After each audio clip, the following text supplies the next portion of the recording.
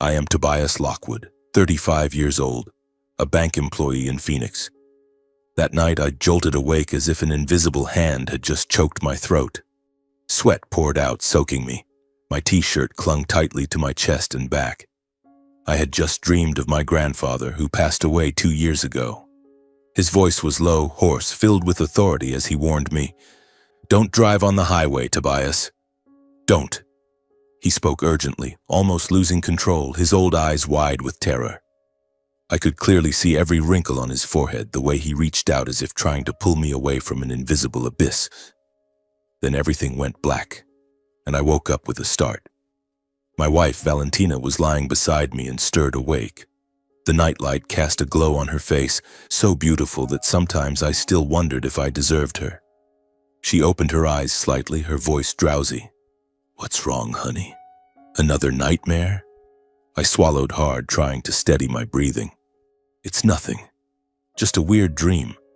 I lied, and even I could hear the tremor in my voice. Valentina propped herself up on one elbow, her long hair cascading over her shoulders, and placed her cool hand on my forehead. "You're burning up. Are you sure you're okay?" I nodded, gently pulling her hand down and holding it lightly as if to prove I was fine.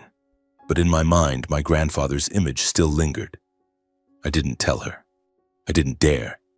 It would sound insane. My grandfather dead for 2 years, appearing in a dream to warn me not to take the highway. Who would believe that? I just whispered, "Go back to sleep, babe. I have to wake up early tomorrow." She looked at me for a few more seconds, her gaze seeming to pierce through me before lying back down and turning away. I lay still, eyes wide open in the darkness, listening to the clock ticking like it was counting down to something terrible. The next morning, I woke up with a heavy head. Valentina was already downstairs in the kitchen. Normally, she wouldn't drag herself out of bed until 7:30, but today, at just before 6, she was standing by the kitchen counter holding a coffee mug but staring blankly out the window. I came downstairs, deliberately making noise so she'd know I was there. She flinched, nearly dropping the mug. "God, you scared me." She laughed, but the smile was so forced that even I could tell. "You're up early." "Yeah, I couldn't sleep." I walked to the fridge to get water. Every little sound from the garage, the wind, the rustling leaves, made Valentina's shoulders tense. She was on edge. Extremely on edge. But why? I put on my jacket and grabbed my car keys. As I opened the garage door, my steps froze in front of my shiny black Audi. Normally, I'd just glance at it and get in, but today, I don't know why, but I stood there, paralyzed, the keys digging painfully into my palm. Valentina appeared at the door, trying to sound casual. "What's wrong? You're going to be late for work." "Nothing," I answered curtly, but my feet wouldn't move. She stepped out, her high heels clicking on the concrete floor. I clearly saw her gripping the edge of her coat so tightly that her knuckles turned white. "Are you really okay?" she asked again, this time in a quieter voice, as if afraid someone might hear. I looked straight into her eyes. Those big round brown eyes today couldn't hold my gaze for more than 3 seconds. "I'm fine," I said, then opened the car door. But the moment my hand touched the steering wheel, a chill ran down my spine. My grandfather's image flashed again, those pleading eyes, that raspy voice. "Don't drive." I slammed the door shut. "Changed my mind," I said, my voice strangely calm. "I'm taking the car in for maintenance today." Valentina stood there, her mouth slightly open as if she wanted to say something, then stopped. She looked at me, then at the car, then at her watch. "Well, I'll head to work first then." She hurriedly kissed my cheek, a quick, cold kiss, then almost ran to her BMW. The engine roared and she sped off so fast that the tires screeched against the pavement. I stood alone in the garage, watching the trail of exhaust fade away. A heavy sense of dread pressed on my chest like someone had placed a boulder on it. I took out my phone and called the familiar garage 10 minutes from the house. "Hello? Can you send a mechanic to check my car at home?" "As soon as possible." Just 30 minutes later, a young mechanic in a grease-stained white and blue uniform arrived in a small tow truck. I led him into the garage. "Any specific problem?" he asked while crouching under the car. I stood behind him, hands in my pockets, trying to act calm. Not sure. Just do a full check for me. He lay flat on the floor, shining a flashlight underneath. After a while, I heard him mutter, here it is, followed by a long silence. Everything okay down there? I asked, my voice already starting to shake. He slid out, his face grim. There's a problem with your brake system. The brake fluid line has a tiny tear, maybe just a quarter inch, but it's enough for the fluid to leak slowly. If you'd driven at high speed for a while, you'd lose the brakes completely. My heart dropped like a stone. Did it tear on its own? I asked, though I already knew the answer. He shook his head, his voice lowering. No way, it happened naturally. The cut is too clean, no natural cracking. Someone deliberately sliced it with a knife or saw just lightly so it would leak slowly instead of failing immediately. Very hard to notice unless you get right under and check. I stood there, the blood in my veins turning to ice. The mechanic said something about needing to tow the car to the shop for a thorough inspection, but I barely heard him anymore. Only one sentence echoed in my head, repeating like a broken cassette tape. Who wants me dead? And immediately an even more horrifying thought stabbed straight into my heart. How nervous was Valentina this morning when I stood in front of the car? Why did she rush off like she was running away? I wiped the sweat from my face and realized my hands were shaking violently. Last night's dream wasn't a nightmare. It was a final warning from my grandfather, the only person in this world who truly loved me. And I had just escaped death by a hair. And the person who wanted to kill me might be very close, too close. I called a taxi to the bank. The entire ride from home to downtown Phoenix, I sat completely silent. Eyes glued to the window, but seeing nothing except that tiny, perfectly straight cut under the car replaying over and over in my mind. The driver tried making small talk a few times. I just grunted in response. My head was somewhere else, in a place where someone was holding a saw and slicing my brake line, where someone was calmly calculating which curve on the I-10 I would die at. At the bank, I was a walking corpse. Colleagues greeted me. I nodded mechanically. I sat at my desk, the computer screen blazing bright, yet I couldn't read a single number. Every time the phone rang, my heart clenched. I was terrified it would be the garage confirming something even worse. I was equally terrified it would be Valentina, terrified of hearing her voice, terrified of having to pretend everything was normal. The whole day dragged on like a slow-motion nightmare. I only remember drinking 5 cups of black coffee, going to the bathroom 7 times even though I didn't need to, and staring at the clock nonstop, as if time could somehow rewind to last night so I never stepped into that garage. At 5 p.m., I called a taxi home. When the car turned into our quiet neighborhood, I asked the driver to stop about 50 meters from the house. I wanted to look first. Through the row of lush green trees, I saw Valentina standing in the kitchen, warm yellow light spilling over her like a painting. She was wearing the cream silk dress I loved most on her, but her face was twisted with tension. She held a glass of water but wasn't drinking. She just kept twisting it in her hands. Her eyes kept darting to the front door, then to the garage, then back to the front door, like she was counting down the seconds until someone came home. Or until someone never came home again. I paid the driver and walked the rest of the way. Each step felt like dragging lead weights. I opened the front door as quietly as possible, but the hinges still let out a small creak. Valentina jumped. The glass slipped from her hand and shattered on the floor. Water splashed across her feet and the cabinets. "Oh my God," she gasped, hand clutching her chest, face as pale as if she'd seen a ghost. I thought you weren't home yet." I looked at the broken glass on the floor, then at her. It took her exactly 2 seconds to force a smile, the professional smile she used with big clients, but I clearly saw the corners of her mouth trembling. "You're home early? I was just about to make something for you." She bent down to pick up the shards, deliberately turning her back so I couldn't see her face.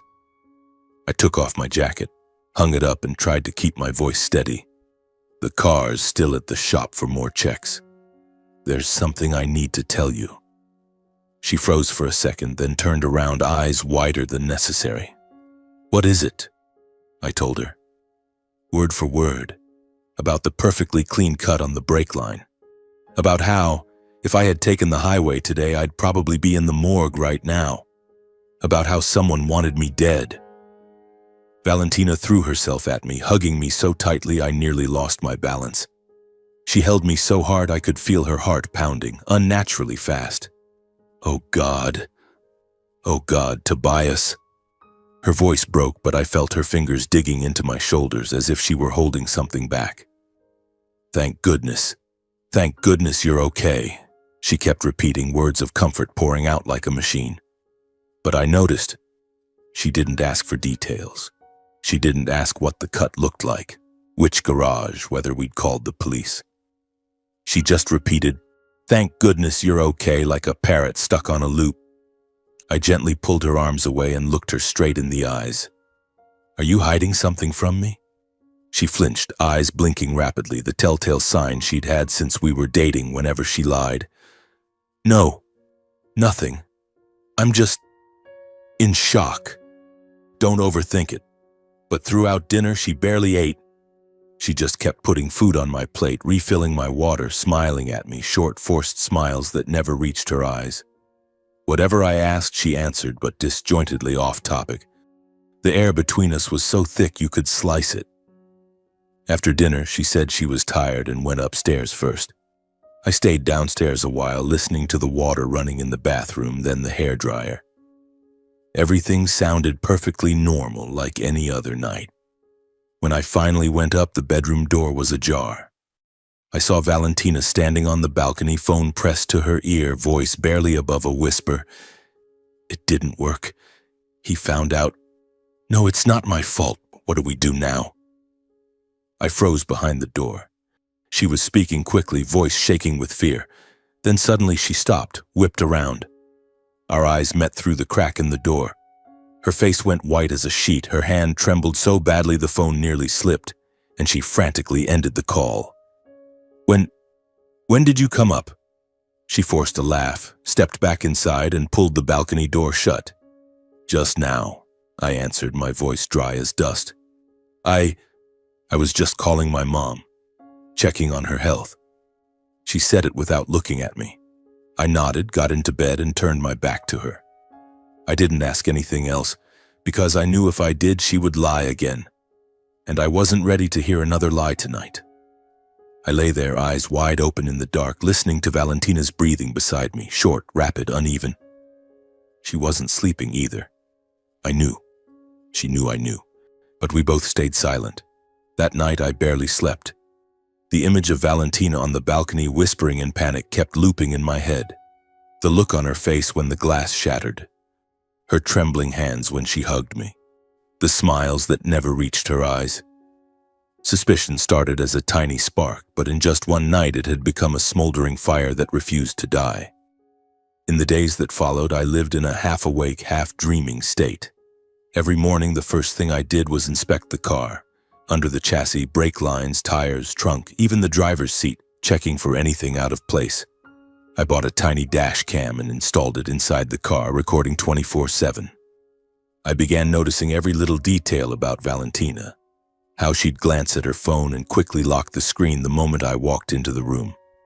How she'd make up excuses to go to the supermarket and come home empty-handed. How she'd stand on the balcony late at night making phone calls. One night I clearly heard her whispering, "I can't do this anymore. He already suspects something. Please, just stop." But when I opened the door, she turned around with a weary smile and said she was just talking to a friend. I couldn't sleep. I was losing weight fast. I forced smiles at colleagues, forced smiles at my wife, forced smiles at my own reflection in the mirror every morning. I combed through my entire life looking for enemies. A client I once denied a loan, a jealous co-worker, one of Valentina's exes. Nothing. No one. My life had been so calm it was almost boring.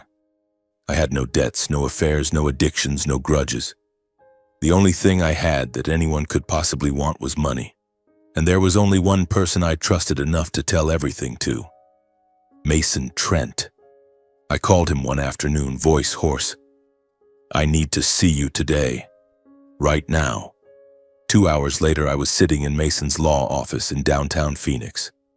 The room was huge, floor-to-ceiling windows overlooking the burning red desert. But all I felt was cold. I told him everything.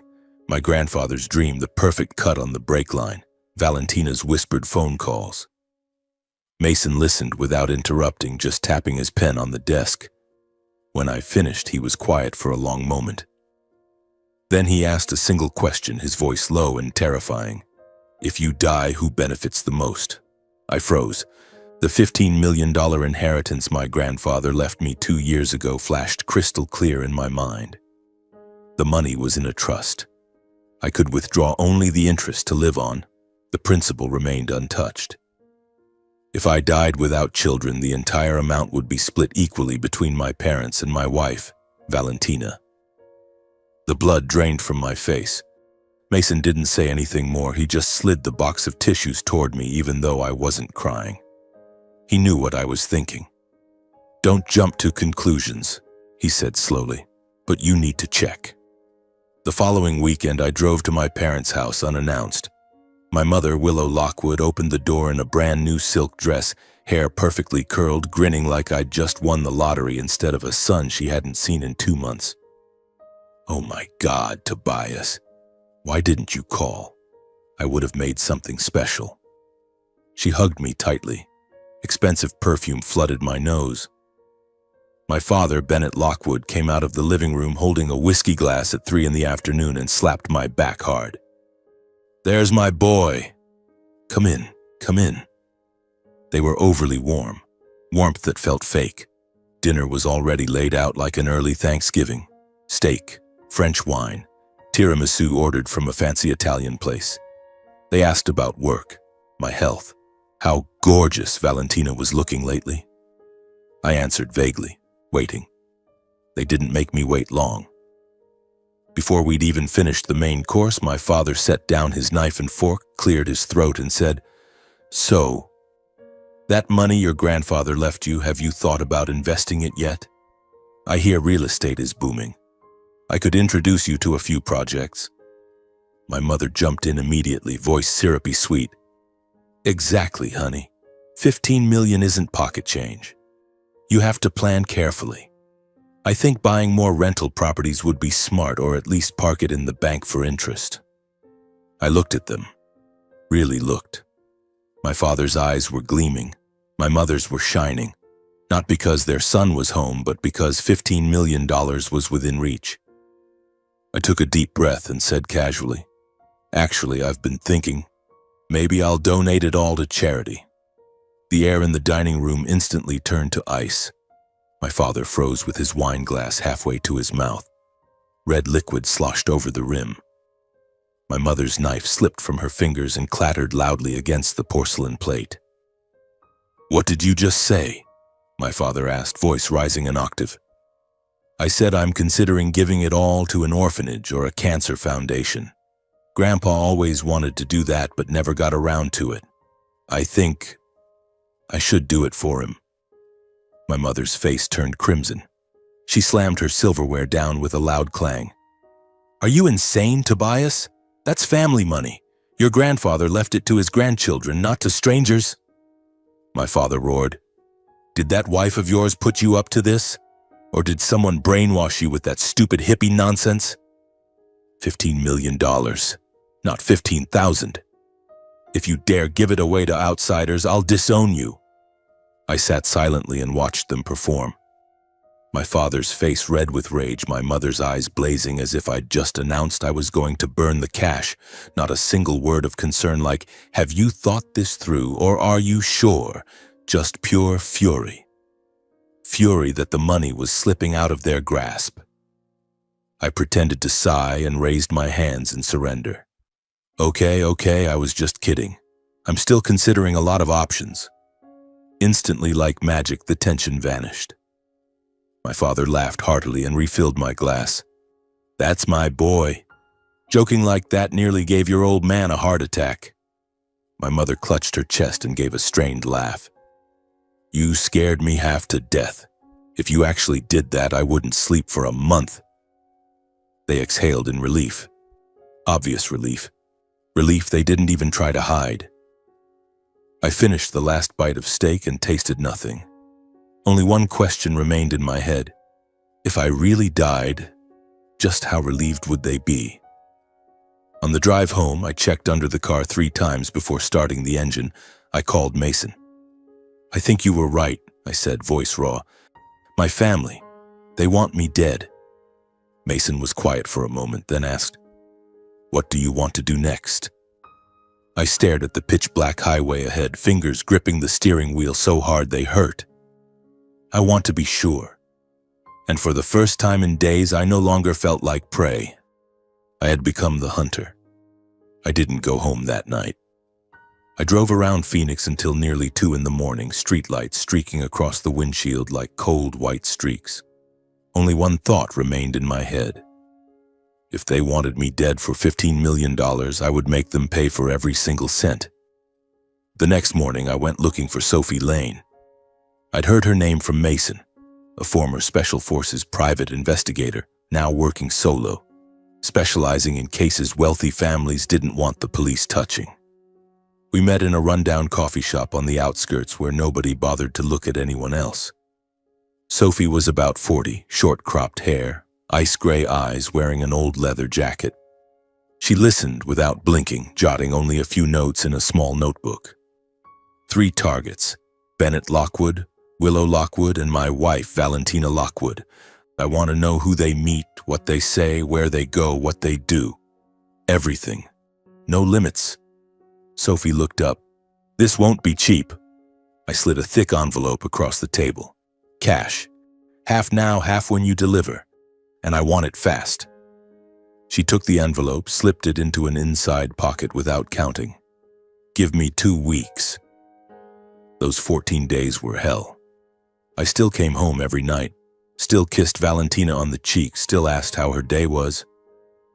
She still smiled, still cooked, still wrapped her arms around me from behind while I washed dishes. But every touch from her now made my skin crawl.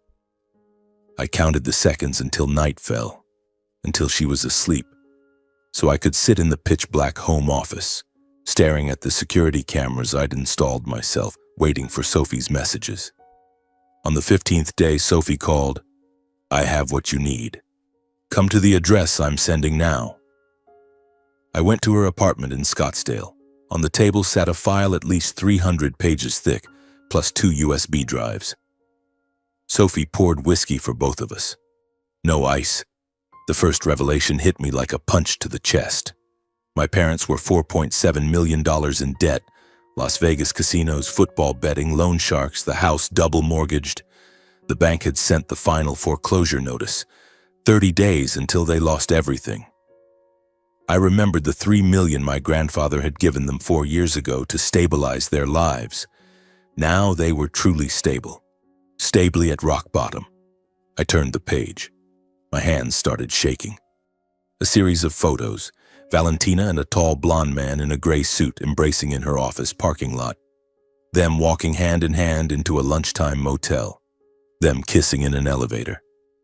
Her smiling radiantly in bed, hair splayed across the pillow, eyes I once believed were only for me.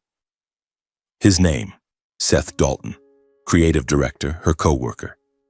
But that wasn't all. Sophie plugged in a USB. An audio file began playing, voices crystal clear in the small room. My mother's voice, sharp as ice. "What the hell did you do letting him discover the car problem? How long do we delay the plan now?" My father's, hoarse from liquor and rage. "I told you to cut it lightly so he'd die on the highway and it would look like an accident. Now he's alive and well and suspicious as hell." Then Valentina, trembling, choking back tears.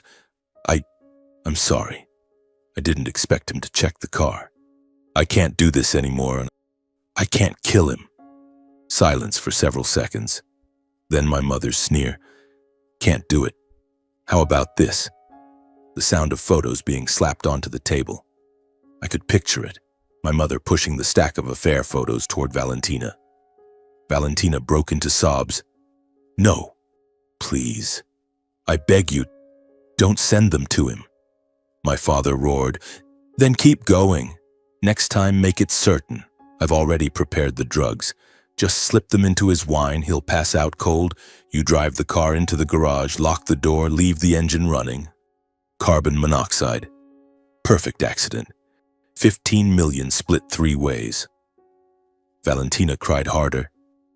Please, I'm terrified. He's my husband.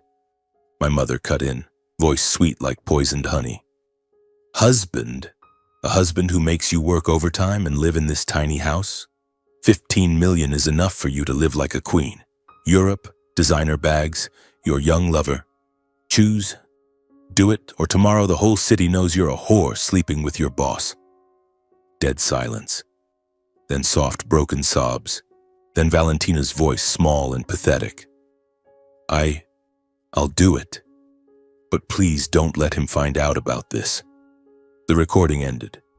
The room fell into dead silence. I sat there, my whole body ice cold as if I'd fallen into a frozen pit. Sophie said nothing, just watched quietly, letting me face the raw agony tearing my chest apart. My wife had cheated on me and was being blackmailed with those very photos. And my parents, the people who gave me life and raised me, were ready to murder their own son for money. When I closed the file, my hands were no longer shaking. I realized the most painful truth of all. The woman I loved most had betrayed me, but the people I trusted absolutely, my own flesh and blood, were the cruelest monsters in my life. For the first time, I truly understood how close I had come to death, and that my own family had pushed me to the edge of that cliff. I left Sophie's apartment at midnight and drove home numb. Valentina was asleep, turned away from me, breathing evenly. I lay down beside her, stared at the dark ceiling, and whispered into the darkness, "You want me dead for money? Fine. But I will make you pay every single dollar." The next morning, I gathered every piece of evidence Sophie had given me, photos, audio recordings, financial reports, put them all into a black leather briefcase, and drove straight to Mason's office. I dropped the briefcase on his desk with a sharp, dry thud, as if I were setting down a ticking bomb. Mason sat there in silence, slowly turning each page, studying every affair photo, reading every line of debt reports, and listening to every dark recorded conversation.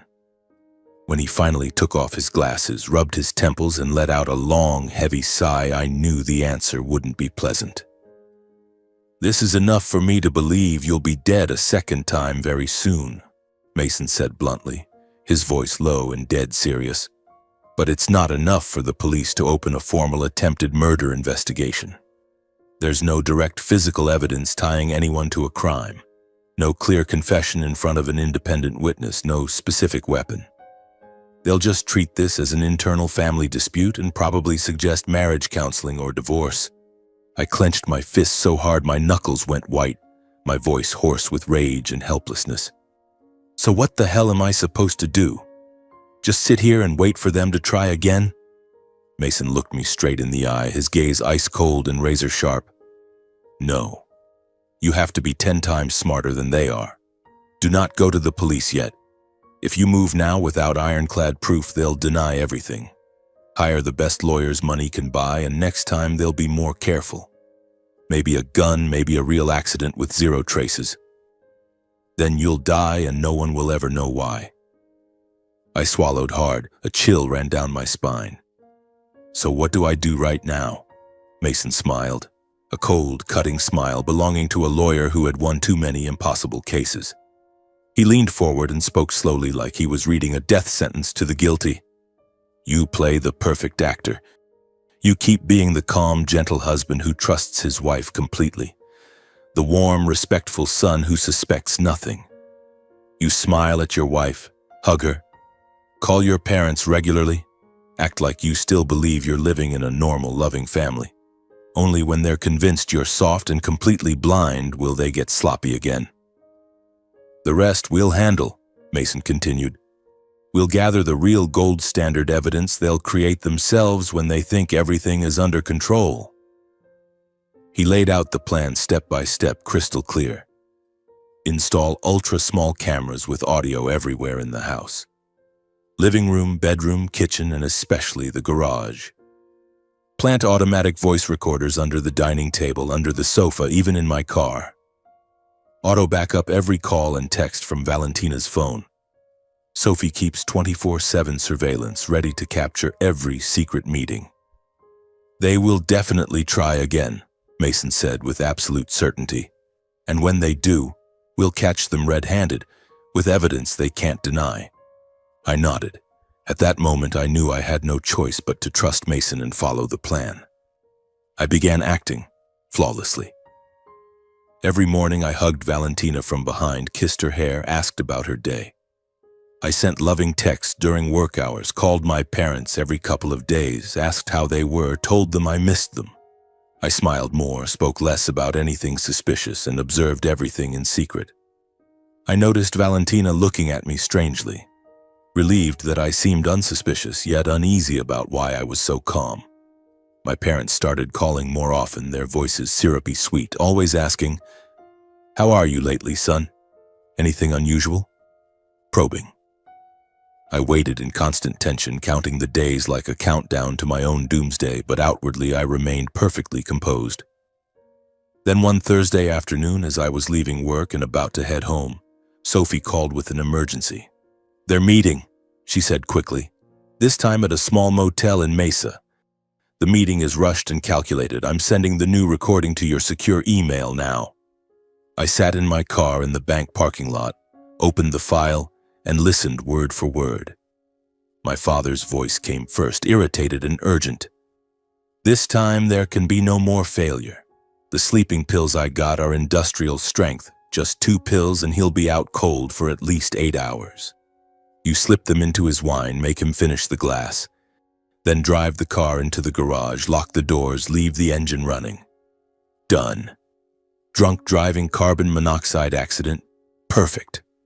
No one will suspect a thing." My mother cut in, voice emotionless and icy. "Wear gloves, wipe fingerprints off the bottle and everything else, and stop crying, Valentina. Do you want the money or do you want to go to prison for adultery?" Valentina was silent for a long time. Then her voice came, not trembling with fear anymore, but terrifyingly calm. "Fine, I'll do it. But after it's done, the money gets split evenly like you promised, right?" My parents laughed with satisfaction, their laughter echoing through the recording. I turned it off. My hands shook so badly the phone fell to the floor. They were ready to kill me a second time, and this time they were far more confident. I kept playing the naive husband. When I got home, I even suggested, "How about we go out, just the 2 of us this weekend?" Valentina agreed immediately, a strange glint in her eyes. But then everything suddenly veered into an even darker, more unpredictable direction. One Friday afternoon, I came home early and sat in the dark home office checking the hidden kitchen mic recordings. There was a call Valentina made when she thought I wasn't home yet. Her voice was low, but every word crystal clear. "Seth, listen to me. My in-laws are forcing me to take care of Tobias this weekend. I'm going to do it. I have no choice left. But listen carefully. After I get my share of the inheritance, $5 million, I'm going to get rid of my in-laws too. Maybe stage some kind of accident. I haven't figured it out yet, but I will. Then we take all 15 million, disappear to Costa Rica or anywhere else, and live the rest of our lives where no one can find us. You're in, right?" On the other end, Seth chuckled softly, voice dripping with excitement. "Baby, I've been in forever. Just finish off that idiot husband of yours." Valentina laughed too, the laugh I once loved most in the world, now cold and venomous enough to make my blood freeze. "Very soon. This weekend. I promise." I sat frozen in the darkness, breath caught in my throat. I had thought Valentina was just a poor victim coerced by my parents. I had pitied her, even wanted to find a way to save her from their grip. But now I understood the horrifying truth. She wasn't a victim. She was a full accomplice, and greedier than all of them. She didn't just want me dead. She planned to kill my parents too and take everything for herself. The third betrayal hit so deep I felt nothing anymore. No anger, no sadness, just a cold, numb void in my chest. From the moment I heard that recording, I realized I wasn't facing a simple murder plot anymore. It had become a labyrinth of betrayal where everyone wore a different mask and had their own secret plan. My parents wanted the money. My wife wanted to save herself, get revenge, and take it all. The deeper I looked, the clearer it became. I had been placed at the exact center of an elaborate trap where every step could be my last. In that moment, a freezing truth gripped me. If I didn't act first, if I didn't flip the entire board, I might never live to see another day. No one was coming to save me. No miracle was going to appear. There was only me, with my mind, my pain, and whatever clarity I had left. I had to get ahead of them. I had to take the initiative instead of waiting to be finished off. That was the only way to stay alive. That night, after my wife had fallen into a deep sleep, I slipped out of the bedroom and called Mason. I need to see you. Right now. 30 minutes later, I was sitting in his office. The desk lamp cast harsh light on both our exhausted faces. I told him everything without leaving out a single detail. The recording of Valentina talking to Seth, her plan to kill me and then eliminate my parents, the cold smile when she thought about keeping all 15 million for herself. Mason listened in silence. The pause that followed felt like an entire century. Then he let out a heavy breath. All this for $15 million, he said, voice hoarse. Enough money to destroy any family that still has greed in its veins. I dropped my head onto the desk, hands clutching my skull. Should I just disappear? Sell everything, change my name, leave Phoenix, leave the country for good? That way they'd have no reason to come after me anymore. Mason looked at me, eyes sharp as blades. Listen to me, Tobias. People who have tried to kill you once will happily try a second, third, fourth time until they succeed. They know you're alive and still holding the money. No matter where you run, they'll find you. Private investigators, bank records, maybe even hired killers. You'd spend the rest of your life looking over your shoulder. That's not living. That's surviving. My eyes burned. Then what the hell do I do? Mason stood, walked around the desk, and placed a hand on my shoulder. You face them. You expose everything. You drag the truth into the light. That's the only way you'll ever be truly free. Running just prolongs the fear. Confronting it ends it. I was silent for a very long time. Then I nodded. From that moment, we built the counterattack. I kept playing the perfect clueless husband, kissing Valentina every morning, sending flowers during her lunch break, asking if she was tired. Meanwhile, Mason quietly contacted a high-ranking police detective he knew from his defense lawyer days. Someone trustworthy enough to stay silent until the final second. Cameras, microphones, data backups. Everything was ready. We were just waiting for them to make their move. And that day came faster than I expected. Friday afternoon, a text from Valentina lit up my phone. Darling, dinner just the two of us tonight? I booked La Belle Vie, 7 p.m. Only us. I love you. I read it over and over. My heart beat slow but hard. This was the signal. The second murder attempt had officially begun. I replied instantly, I'll pick you up right after work. I wore the navy suit she loved most, tied the tie perfectly straight, sprayed the old cologne she used to bury her nose in my neck and call intoxicating. When I came downstairs, Valentina was standing there in a tight red dress, hair in an elegant updo, lips blood red, stunning enough that for a split second I almost forgot she was about to kill me. You look so handsome, she smiled, slipping her arms around my neck. I'm so lucky to be married to you. I smiled back and kissed her forehead. I'm the lucky one. La Belle Vie sat in the heart of Scottsdale. Flickering candlelight, soft violin, hushed voices of the elite. We were seated at a private corner table, snow-white tablecloth, fresh red roses in the center. Valentina played the perfect wife flawlessly. She reached for my hand, stroked my fingers, gave me gentle smiles every time I talked about work. If I didn't know better, even I would have believed this was a romantic date. She kept refilling my glass with red wine. Drink, honey, it's delicious. I lifted the glass, took a tiny sip, smiled. You too? She drank but only touched it to her lips. I knew why. When the main course arrived, I stood. "Be right back, bathroom." I walked slowly on purpose, giving her time.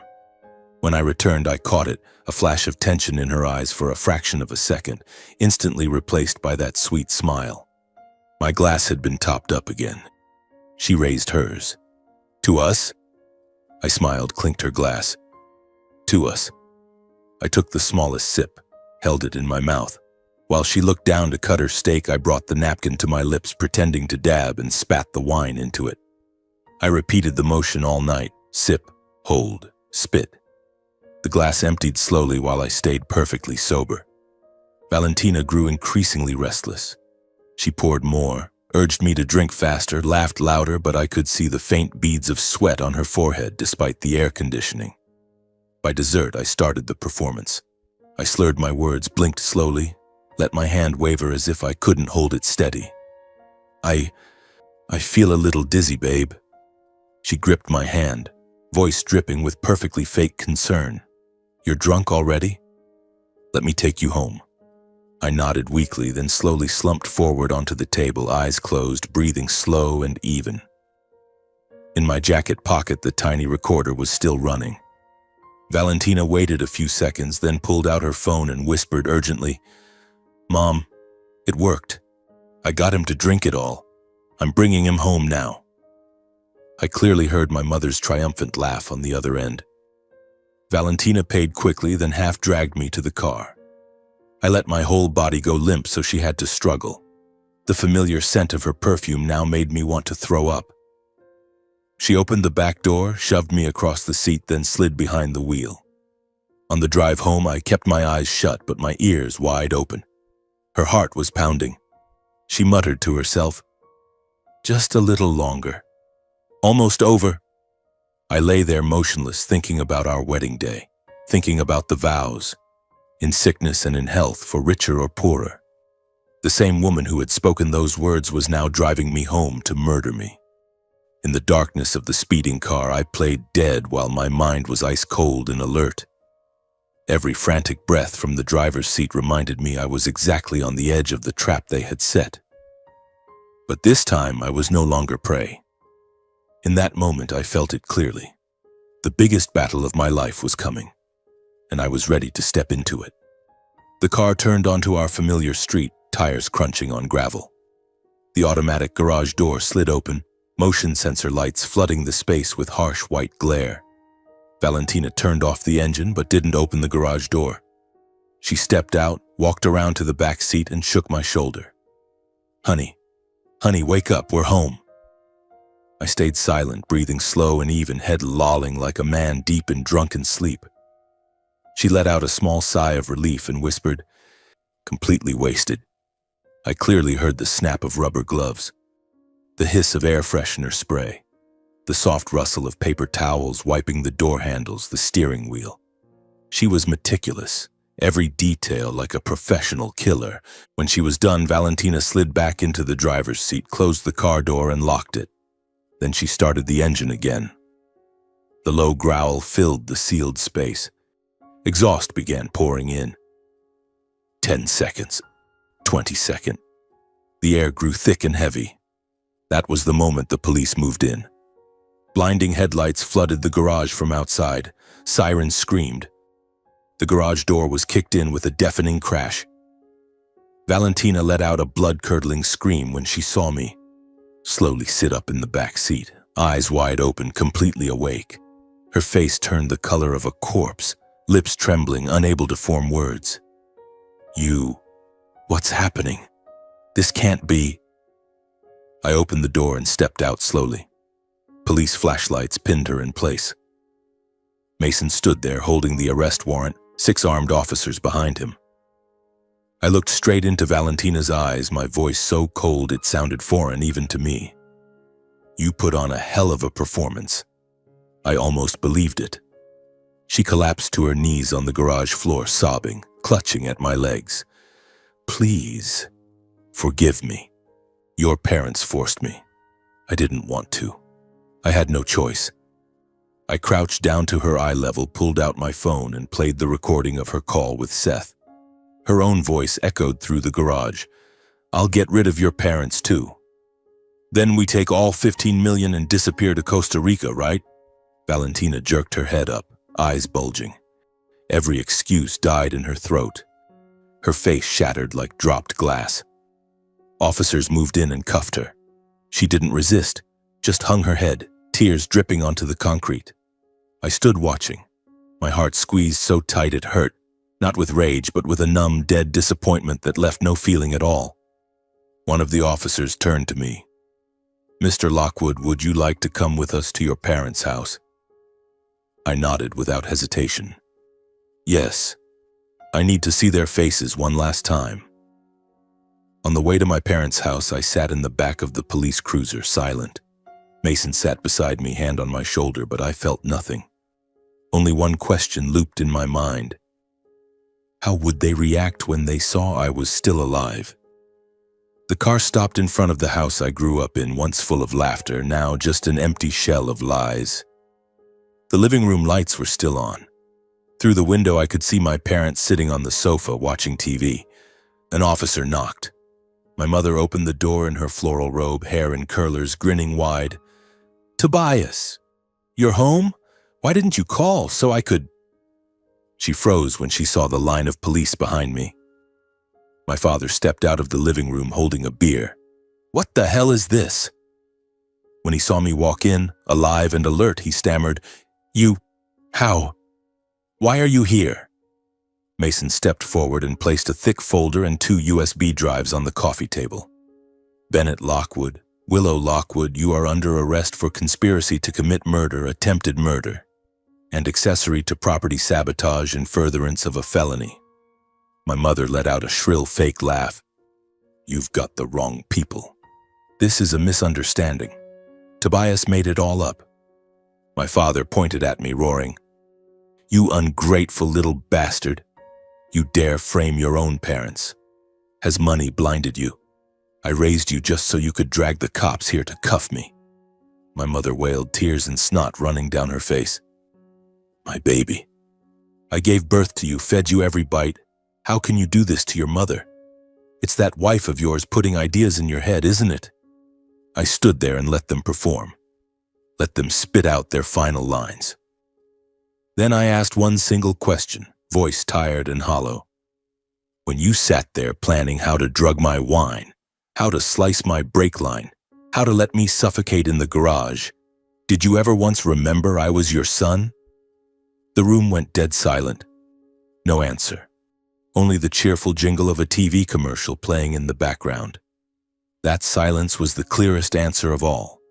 The officers moved in. My father stopped shouting, just stared at the floor. My mother sobbed but wouldn't meet my eyes. They were cuffed and led away. As he passed me, my father muttered, voice hoarse, I only wanted what was best for the family." I didn't reply. I just watched their backs disappear through the door, the same door I used to run through after school, the same door where they hugged me when I got into college, where I stood crying the day Grandpa died. Now it was over. I stood alone in the empty living room looking at the family photo on the wall, everyone smiling on a beach 10 years ago. I walked over, took it down, looked at it one last time, then turned it face down on the table. My family from this moment on was officially ashes. I stepped outside. A rare phoenix rain was falling, cold drops hitting my face.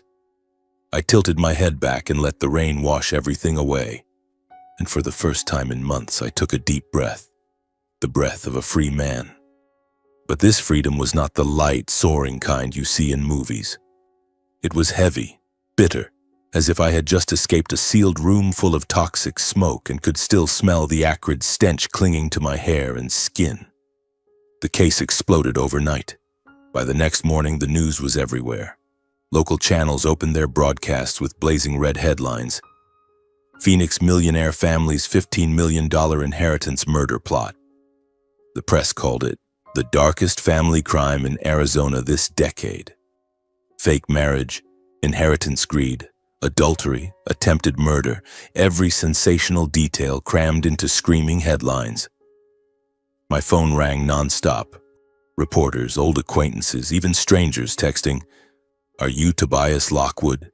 I turned it off, drew the curtains, and sat in the dark listening to the rain tapping against the windows. Seth Dalton was arrested 2 days later. Police stormed his office in the middle of the workday in front of all his colleagues. Photos of him cuffed, head bowed, being marched out of the building went viral within hours. During interrogation, he spilled everything. That Valentina had told him the entire plan, that he agreed out of love, money, and the fantasy of running away with her once they had the fortune. Based on his confession and the evidence, he was charged as a co-conspirator in attempted murder. The trial began 3 months later and dragged on for nearly 6 weeks.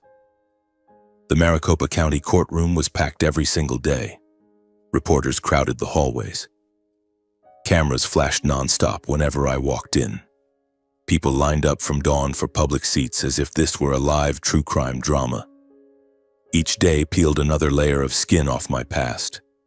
They tore into one another without mercy. My father sat in the witness box, gaunt from sudden alcohol withdrawal in jail, growling that Valentina was the venomous snake who seduced 2 old people, that she was the mastermind, that he only wanted what was best for his son. When it was my mother's turn, she sobbed that Valentina had exploited their financial crisis to force her cooperation, that she only wanted to save the house and protect the family. But everyone could see it was just a victim act she built to hide her own greed. Valentina was different. She sat there, skeletal in her orange jumpsuit, hair cropped short, no makeup left. She cried, and this time the tears were real.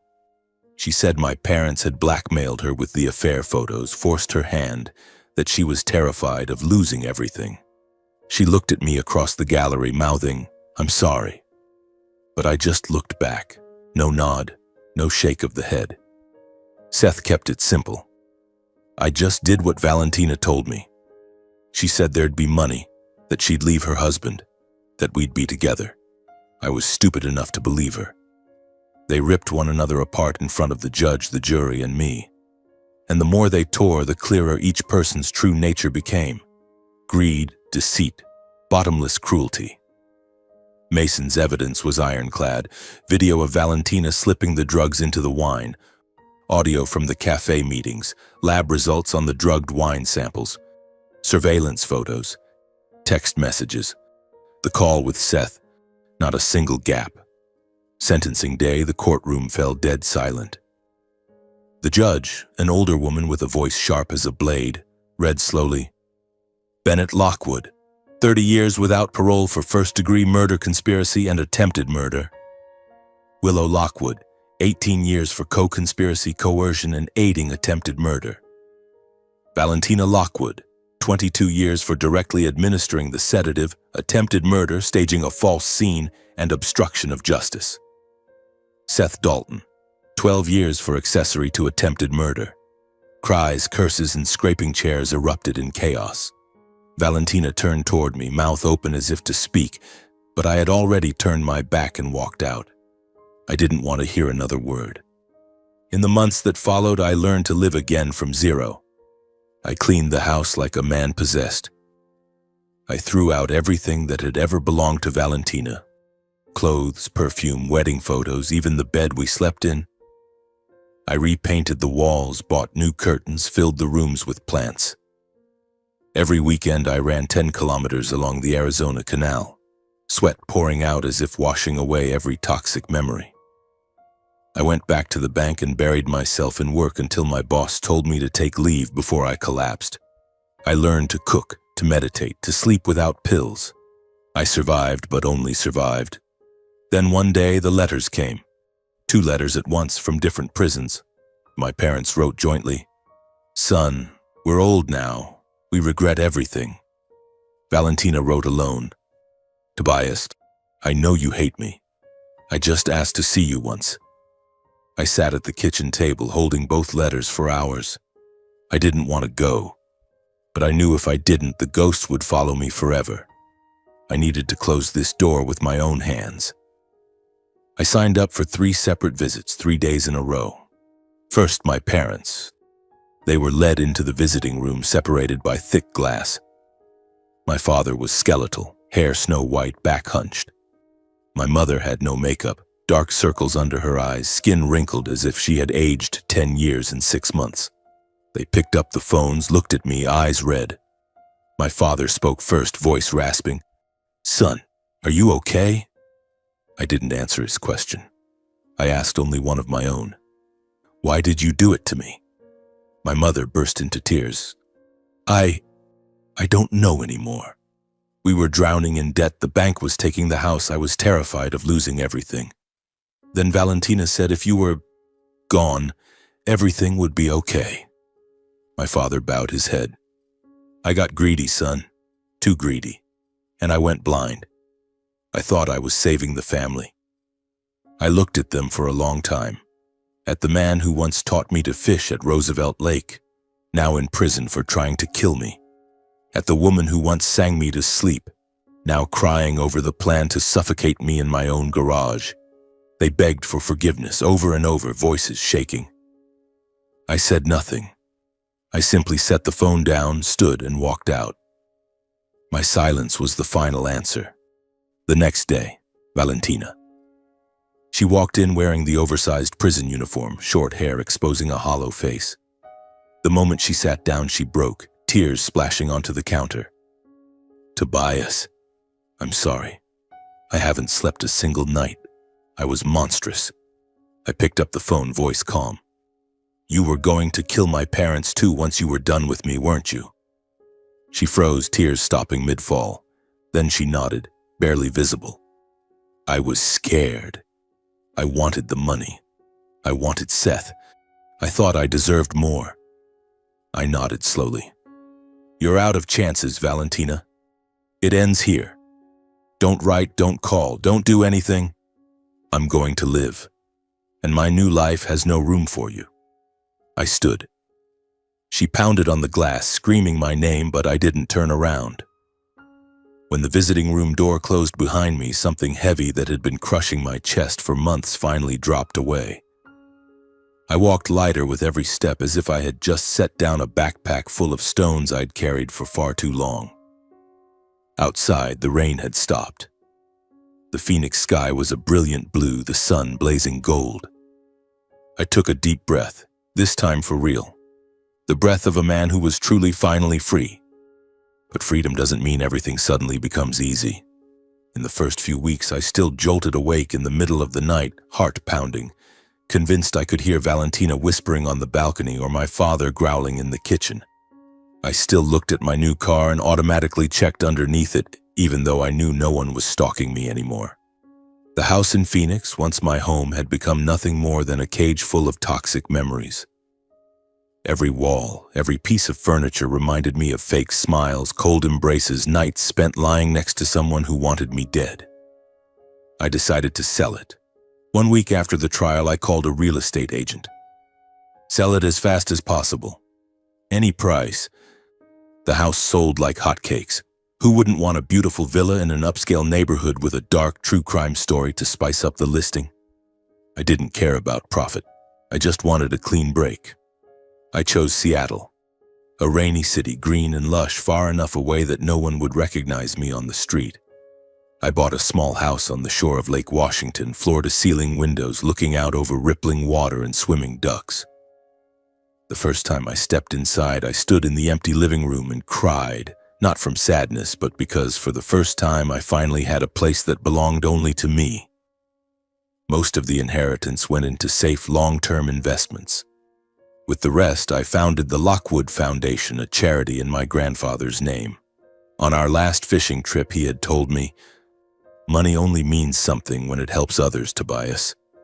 One day, do this for me." I did exactly that, supporting the homeless, building shelters, providing scholarships for orphans. I didn't do it for praise.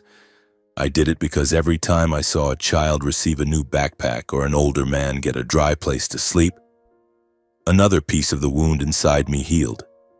Volunteering became the only medicine that truly worked. I drove trucks loaded with food to the slums on weekends, handed out warm blankets when Seattle turned cold, and listened to stories I once thought only existed in movies: job loss, addiction, being abandoned by family. Each story reminded me that good people still existed, that genuine kindness still existed, things I had lost inside my own blood family. A few months after moving to Seattle, the foundation held a fundraiser at Volunteer Park. It was drizzling, but people came in droves, setting up tents, grilling, singing. I was soaked from running around the registration booth when a woman walked up, smiling brightly despite the rain in her hair. "Hi, I'd like to sign up as a long-term volunteer. Do you have any spots left?" I looked up. She was about 30, brown hair in a ponytail, sparkling green eyes, wearing a bright yellow raincoat. Pinned to her chest, Emily Rhodes, elementary school teacher. "Of course," I smiled, handing her the form. "A teacher doing charity work too?" She shrugged, grinning. "The kids teach me a lot. They need to see the world is bigger than their classroom." We talked for a few more minutes. She didn't ask where I was from, whether I'd been married, whether I had kids. She only asked about the foundation, about the children we helped, and laughed when I told her about a little boy who hugged me because he got a new bicycle. After that day, Emily became a regular volunteer. She taught orphaned kids to read, organized games, and always showed up with a smile that held no pretense. We started talking more, first about work, then movies, books, the best coffee shops in Seattle. She knew nothing about my past. No news stories, no drama, no pitying looks. Just simple, honest warmth I had long forgotten existed. One stormy evening, after delivering food to a homeless shelter, my car broke down in the middle of the road. Emily was with me, soaked to the bone, but still laughing. "Well, now what?" I called for a tow truck. We sat in the car waiting, our breath fogging the windows. And we talked, really talked, for the first time. I told her everything, no holding back. From my grandfather's dream, the tiny cut under the car, the whispered phone calls on the balcony, the night in the garage, the trial, the prison letters. I told it all without crying, just trembling a little at the end. Emily listened without interrupting, without empty, comforting words. When I finished, she simply took my hand, firm and warm. "Thank you for telling me," she said, "and thank you for choosing to stay in this world, for choosing to keep doing good." We didn't rush. We didn't jump into a relationship. We just saw each other more, walked along the lake, drank coffee, cooked together on weekends. Emily never tried to fix me. She was simply there, calm and real. And slowly I realized I was smiling more, sleeping better, no longer waking up in panic. One autumn afternoon, I sat in the small office of the foundation, finishing the first-year financial report. Outside the window, golden leaves drifted down onto the lake. I looked back at the entire journey. From the night I woke from my grandfather's dream, from that tiny cut under the car, from the whispered calls on the balcony to the garage filled with poison, the cold courtroom, the final prison visits. I had lost so much: my blood family, the wife I once loved, my faith in love, a chunk of my youth stolen by fear. But I had also found things far more precious. Peace without constant vigilance, kindness without motive, and a future without shadows. I learned a few truths carved into my bones. The truth can be brutal enough to tear your heart apart, but it is the only thing that frees us from toxic relationships. Family is not just blood. Family is where you feel safe, truly loved, and free to be yourself without fear of betrayal. Greed can twist even the most beautiful things, turning love into a weapon. A person's actions, not their words, reveal who they really are. If someone has proven even once that they are capable of hurting you, walk away. Don't cling. Don't forgive only to be hurt again. Sometimes leaving is the only way to stay alive. And finally, trust your gut. A tiny hunch, a strange dream, a nameless unease can be enough to save you from an entire tragedy. I turned off the office light, locked the door, and stepped outside. Emily was waiting in the parking lot, holding 2 steaming cups of coffee, smiling when she saw me. "Let's go home. I made lasagna." I smiled, put my arm around her shoulders. We walked beneath the blazing red maple trees, leaves falling gently like the very last pieces of my old memories finally letting go. I once thought I would never love again, But life, it turns out, still keeps a little light for those who dare to keep walking, and I kept walking.